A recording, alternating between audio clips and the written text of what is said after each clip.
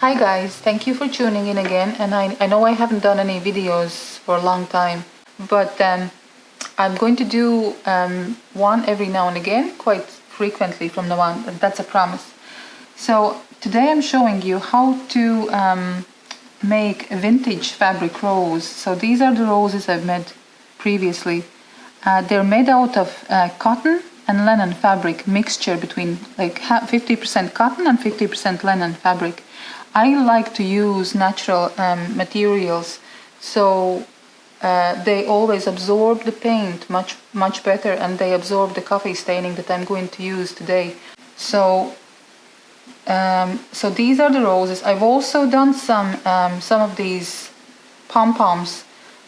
So this is the way they look before staining, and that is the way they look after staining. You can see that there's quite a bit of difference there.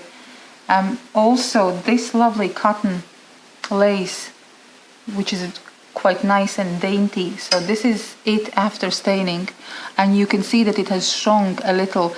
Once you dip something out of something natural, like cotton or linen, into water and then expose it to heat, it will shrink a little.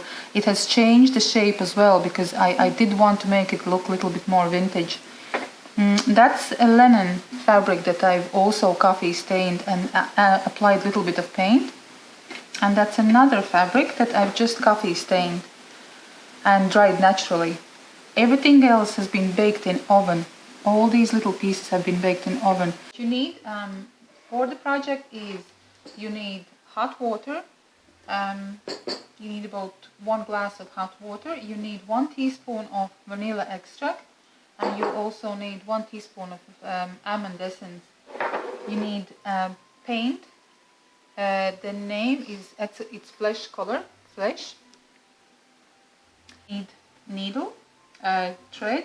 The thread has to be quite thick. I always use denim threads for all my sewing projects because it has to be quite strong. And that's for the mixture, actually. So back to the needle and thread. And what you need is fabric scraps. So from the dolls I've made before, I have these scraps like that. Maybe that's a little bit too small. Okay, this is linen and cotton mix. So I'm just going to roughly cut like this. And that's what the rose looks like after you sew it. You take 1 piece of fabric, you thread your needle,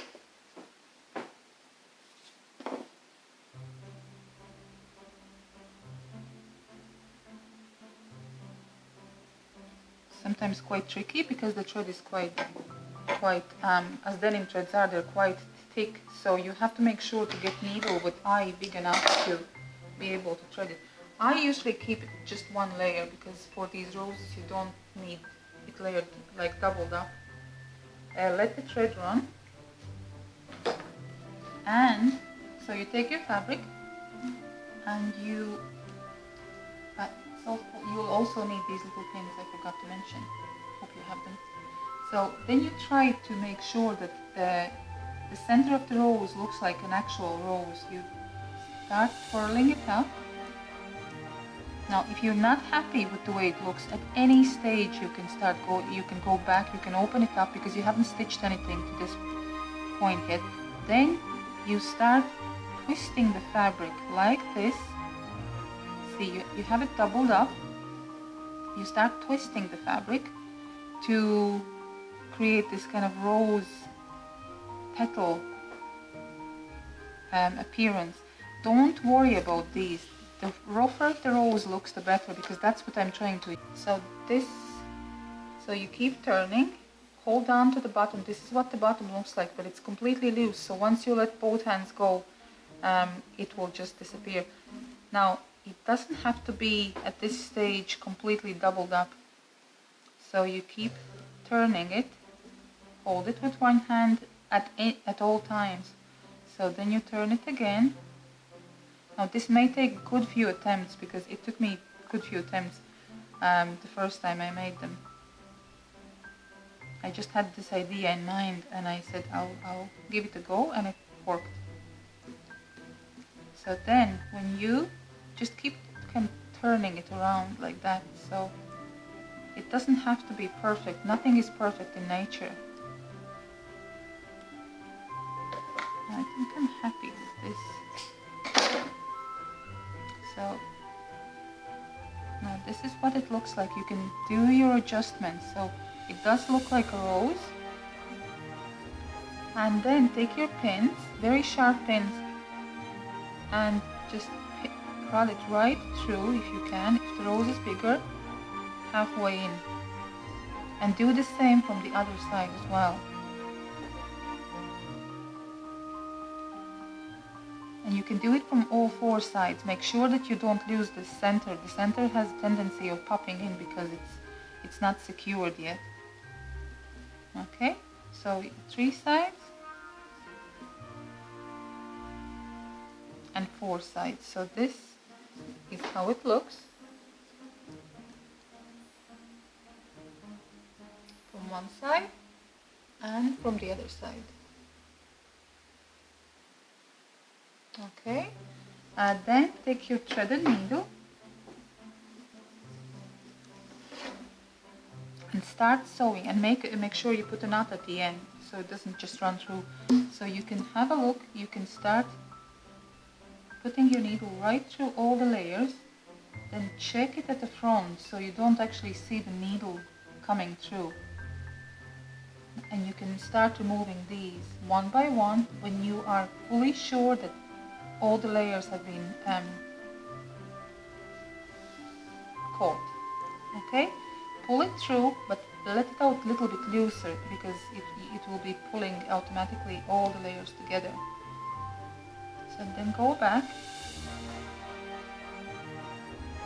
and all the time keep adjusting, keep making it, kind of propping it up so the rose doesn't look flat, so it has like a petal effect, as I said before.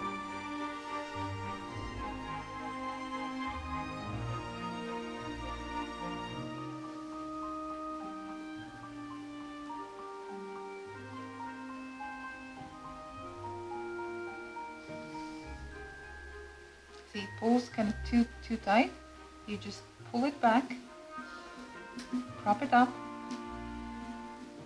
keep doing it till you're completely happy with the way it looks.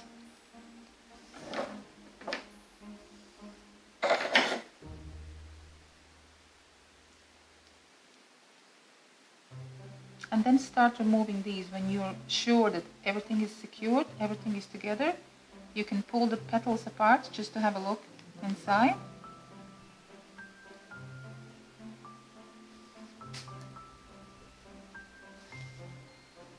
Now take them away.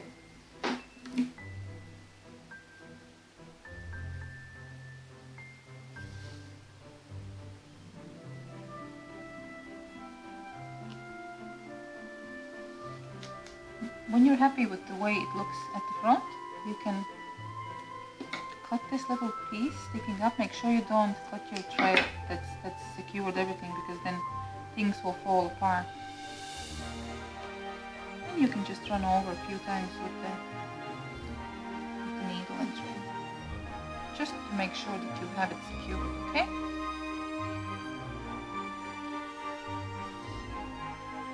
Now once that's done, okay, we'll just prop it up a little. Now once that's done, secure it, put the needle through, put the thread around the needle twice,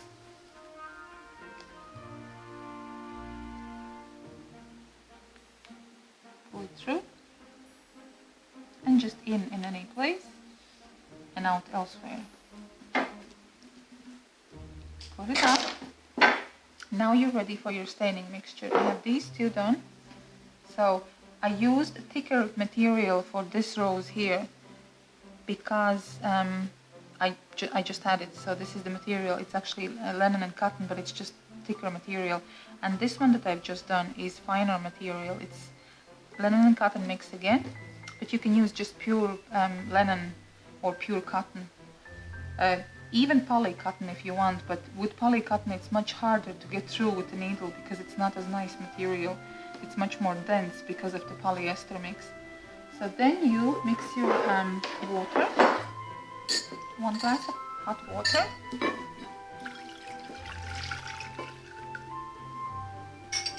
You put in 1 tablespoon of instant coffee.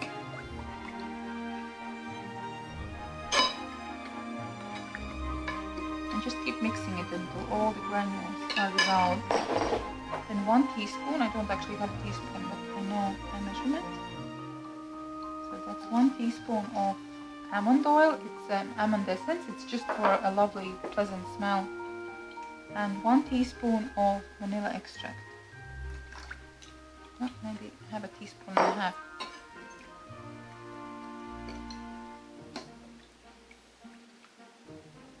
So just mix it all through. If you have few granules left, it will actually make a nice effect on your whatever you're staining.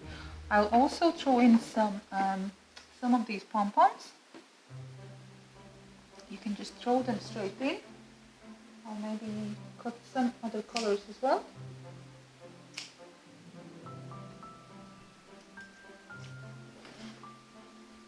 You can put your roses in.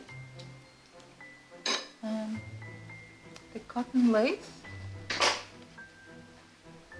It's a little piece of tulle and cotton lace. So you can throw everything in. You can use gloves when you do this, but I won't do it now.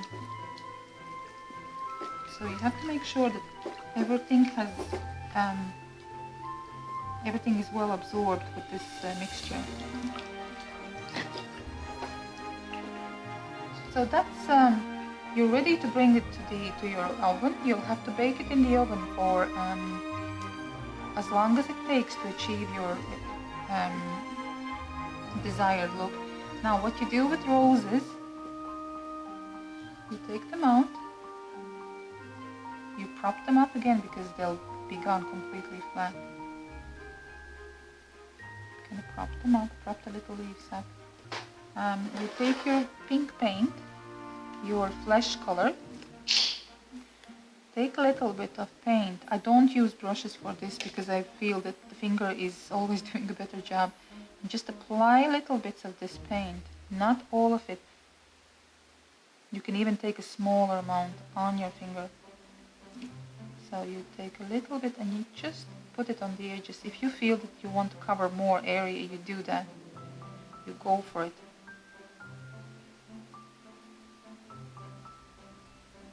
That's one. And just take a little bit more. That looks quite nice, even as it is. We're just going to apply a bit more of it, okay?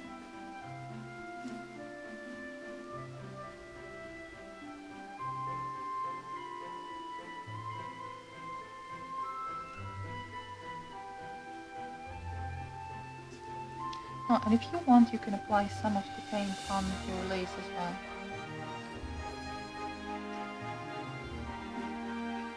You don't have to. Or you can use different color paint. It doesn't have to be pink, it can be red.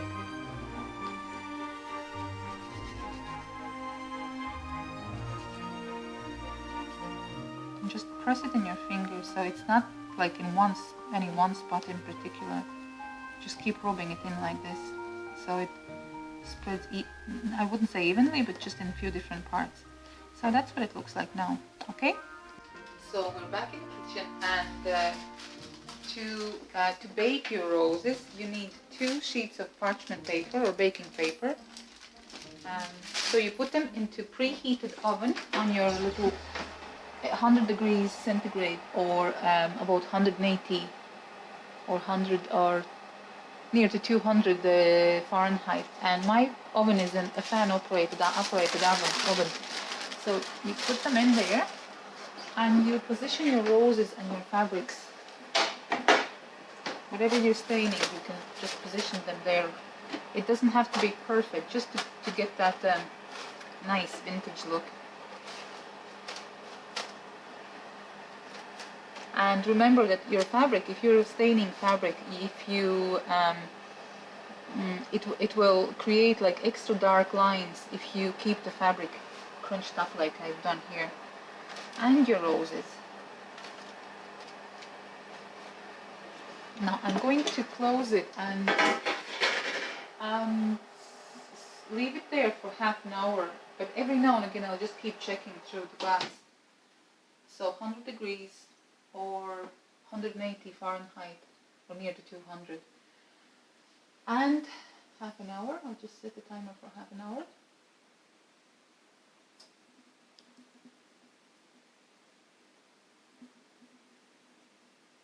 And that's us. If you see through the glass that your roses are getting a little bit too dark, you can turn the temperature down and let them air and dry more so than bake, so they don't get any browner if you don't want to get them too dark. Okay. Now the half an hour is up, and I'm just going to check what they're like. And do be careful; it is a little bit hot. So they are still quite damp at the bottom, but they're drying up and browning nicely on the top. Like that. So what I'm going to do is I'm going to turn them around. Now these are completely dry, so I can take them out. And the fabric is looking beautiful. Have a look. Nicely stained. A nice kind of a design on it due to the crunching of the fabric. The fabric is completely dry. So all I'm leaving, see, these are slightly damp. So I'm turning them around and I'm going to set them at, turn the temperature halfway down. So if it was 100 degrees Celsius, which is like 200 degrees Fahrenheit, then we're going to turn it down to 50 now. And I'm going to leave them there for another half an hour. So half an hour.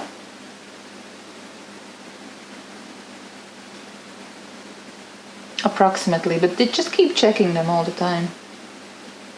Oh, as I said, approximately. Okay. Hi guys, and welcome back. I just wanted to show you what the fabric roses look like after the baking. So I have put them in the oven at 100 degrees centigrade, which is 112 degrees Fahrenheit, for half an hour. Then I turn the temperature down. This is what they look like.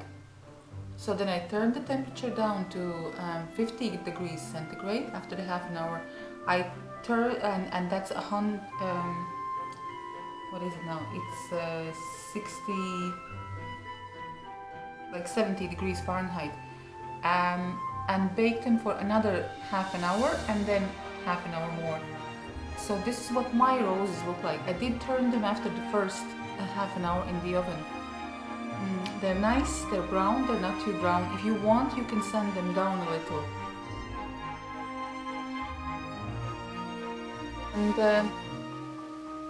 And the little pom-poms that I stained, these pom-poms,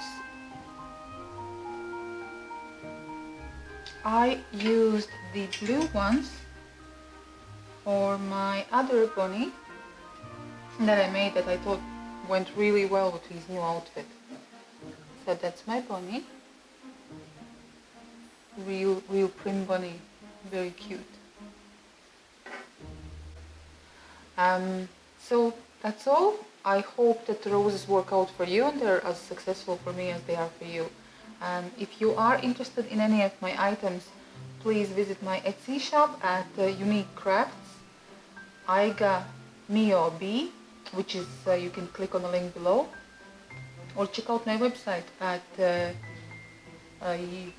uniquecrafts.ie, which is for Ireland. I live in Ireland. And please subscribe to my channel. I do promise that I'll be showing you a lot more interesting things how to make, because as a doll maker and as a published artist, I have lots of tricks of the trade. Okay, thank you so much for watching, and tune in again. Bye.